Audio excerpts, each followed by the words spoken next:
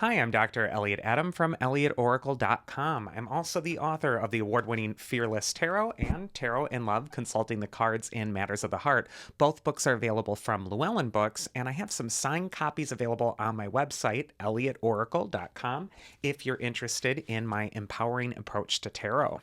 And now it is time for this week's Oracle reveal. So, yesterday on my social media, I placed up a photo of three different animals, and I asked you to use your intuition and just ask yourself which animal seems to be calling to you, because that animal has your message. And the three animals were the bobcat, the bat, and the koi fish. So if you're just joining me now, ask yourself which animal's getting caught in your head. It doesn't have to be your favorite animal, it just has to be the one that gets stuck in your head that you're kind of fixated on right now, because that animal has your message. So the first animal is the bobcat, and this card says life is a mystery. And the bobcat could tell you to embrace the mystery right now. We all, in some way, shape, or form, don't know quite where we're heading or what's next. And so there is an element of trusting how the mystery unfolds in our life. Also, sometimes we're taught to be suspicious of the mystery, suspicious of what we can't see. And the bobcat is all about embracing that. The bobcat is also the lynx who has the secret knowledge, who knows things. And so this animal archetype could be one that's really inviting you to delve into the unseen and to embrace it, embrace the mystery and where it seems to be taking you right now. First card for Bobcat is where it's best to place your focus. And from the Pagan Otherworlds Tarot, we see the Knight of Cups. He's been called the messenger of love in the tarot, and he can absolutely talk about communication and relationships and connection and also opening your heart. But for me, he's also the messenger of your bliss. And the Knight of Cups is on a quest, like all the knights are. And what his quest is to fulfill his heart's desire. And so if you're attracted to the bobcat right now, this might be a time to embrace the mystery, to take a chance on what your bliss is, and to follow your heart. And not talk yourself out of your bliss because of what you can't see or how you're unable to really predict how it's all going to unfold. The next card is going to be advice from your inner wisdom. And we got the Eight of Pentacles. Now, this is a card of diligence and hard work. It can sometimes be a bit of a monotonous card in the tarot because it can be that like daily grind, that rinse and repeat. And yet, the Eight of Pentacles is telling you that in order to capture your heart's desire, in order to complete your quest, you need to be consistent. You need to be focused on what it is that you're trying to build and to just consistently hammer away at that thing. Eight of Pentacles, like all successful Pentacles cards, can also indicate that you're manifesting something important at this time. And the life that you're building is going to be slowly but surely put into place brick by brick if you tend to the foundation first. So I just feel like this is a card set that's really giving you permission to follow your bliss. And instead of like analyzing and picking apart how it's all going to happen, the Knight of Cups says it's all going to happen by beginning the quest, taking the first step toward it. And the mythic archetypes that is going to help you from the ancient Egyptian gods oracle is Sekhmet. And she's the lion-headed goddess. Her card actually says justice. And she was known for bringing justice or bringing fairness and righting wrongs. But for me, the lion goddess is also a very marvelous protector. And she can say that this is a time to be protective of what your bliss is and your goals are. She's also a card of confidence and strength. And so this could be a time when you're really unleashing that inner lion within you that's bold, that takes space, that has presence. So Sekhmet could be really saying that this is a time to really light a fire beneath you and make this thing manifest. Next, we're going to go into the bat animal spirit, and this card says a rebirth is assured. And bats are associated with the underworld, death and rebirth. They go into the cave, which is that metaphorical underworld for human beings, and yet they arise every evening. And bat can be a symbol for you that you're going through sort of like a psychological or psychic death and rebirth process. You might be letting go of the past and going through some sort of major transformation at this time. Also, the bat hangs upside down, much like the hangman card in the tarot, and this offers a new perspective. So when bat comes up, it says that maybe the change that you're trying to initiate in your life right now is only made possible by gauging your situation from a different perspective. It's like taking an abstract piece of art and rotating it 90 degrees and then seeing completely different things in the image. So, too, with your life, this could be a time where you're really rotating your perspective. You're looking at things with new eyes. First card for bat is where it's best to place your focus. And we get Lady Justice here. And justice is the archetype of truth and honesty and clarity. When we see justice in a reading, she really indicates that you're needing to be honest with yourself at this time. And you can fool everybody else in the world all you want, but justice can see right through you. She's not blindfolded all the time in the tarot. Sometimes she's unblindfolded, which means she can see right into your soul. I don't know what she's like on the Pagan Otherworlds tarot. Yep, she's not blindfolded here either. Justice can indicate that this is a time to really look squarely at yourself, at your issues, but also at your truth. Justice is also the archetype of establishing the law, establishing the rules for yourself. So this could be a time where you're taking a logical or, a more airy approach to how you're looking at your life. And you might even have some detachment when you're coming up with what the rules are going to be from here on out with you.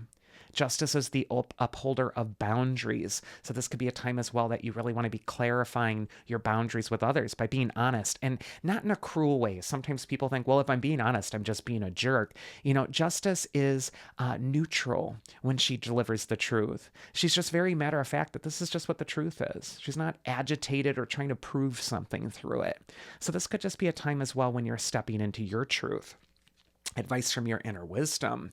Oh my gosh, we got the Ace of Cups, which is so interesting because if you look up some tarot cards in a book or online, they have these certain keywords that are associated with them.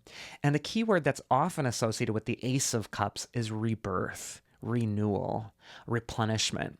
And with that bat symbolism, where the rebirth is assured, that Ace of Cups is absolutely a confirmation that you're going through a rebirth process. And yet the Ace of Cups has this sacred quality to it. In the Pagan Otherworlds tarot, we see that dove that's flying above the cup, and it's in communion with the chalice below. And so this could be a time where you're really getting back in touch with the sacred. You might also be going through a spiritual rebirth. You might be waking up the long dormant parts of your own soul, your own heart, and really allowing them to be expressive again. And the mythic archetype that's going to help you is Thoth or Thoth. He's the god of wisdom and writing and the moon. He's the ibis-headed god. And so what he can really indicate is that this is a time where rebirth is happening around the realm of wisdom for you.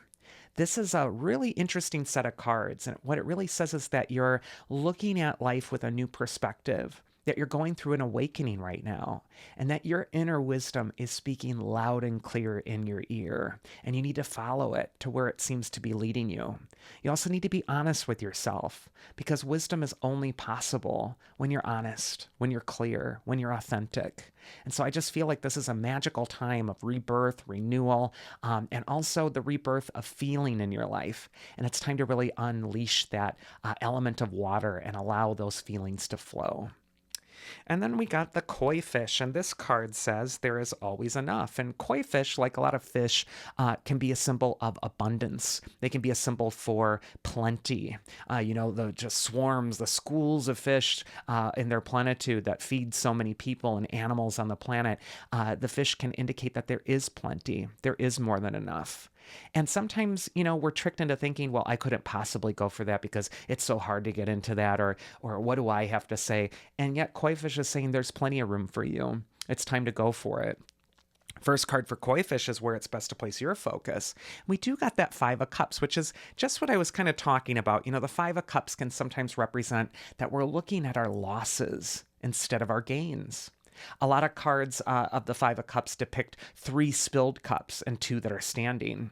In this Pagan Otherworlds tarot, we see 3 upside down cups where their contents are emptied and 2 that are still standing. So it's the same sort of symbolism. And what this indicates is like that old saying, you can look at the glasses half empty or half full, depending on your perspective. The Five of Cups can sometimes give us this danger of ruminating, of looking at what's imperfect and being so obsessed with it that we're not even able to see what's actually working in our lives. And yet, when we're reminded of what's working, we can build on that. We can manifest and create wonderful things. And so I feel like there's this narrative that you might be coming up against, which is that you couldn't possibly, or there's not enough, or you don't really belong here. And this is just BS. You're really needing to build on the strides that you've already taken, the cups that are still standing. The advice from your inner wisdom is the Queen of Cups, the Queen of emotions and feelings. And in the tarot, often the Queen of Cups, even on the Pagan Otherworlds tarot, holds the most elaborately decorated chalice. There's a sacredness about the Queen of Cups. And she's really telling you that you need to govern your feelings. You need to reign over your feelings so that you're not ruled by them. Emotions are powerful things. They can buoy you or sink you.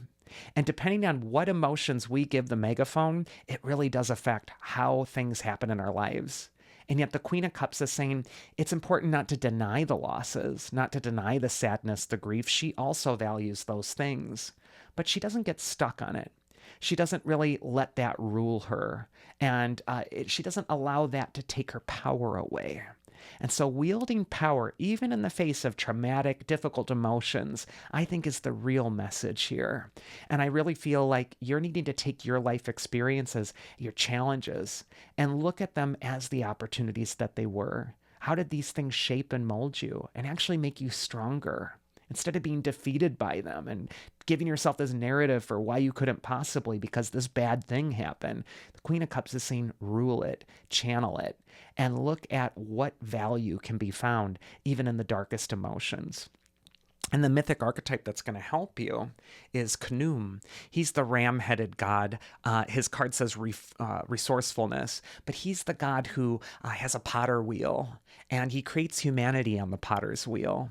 There's myths like that even in Greece where it's like Prometheus who creates man out of clay. There is this sense of creating something new, creating a new human being. And, you know, for clay to be molded, it needs that element of water. The water needs to mix with the dirt. And so there is this sense of like using your feelings to mold something new in your life, to create something new, a new and improved human. That's kind of what this is all about for you this next week. And that is this week's Oracle. I do hope you enjoyed it. If you did, you will absolutely love a one-on-one reading with me. You can book one at elliotoracle.com. I'd love to talk to you personally and get into all of your questions and your concerns. If you found this video useful, please do like, share, subscribe, and also share it with a friend. Share it with other people if you find it useful. Otherwise, I hope you all have a safe and happy week, and I will be here again next week, just as I always am with next week's Oracle, and also at the beginning of the month with my monthly tarot scope, where I go through each astrological sign and pull 2 cards for each one to give you a little forecast for the month ahead. I hope you all have a wonderful week, and I'll see you next time, so take care.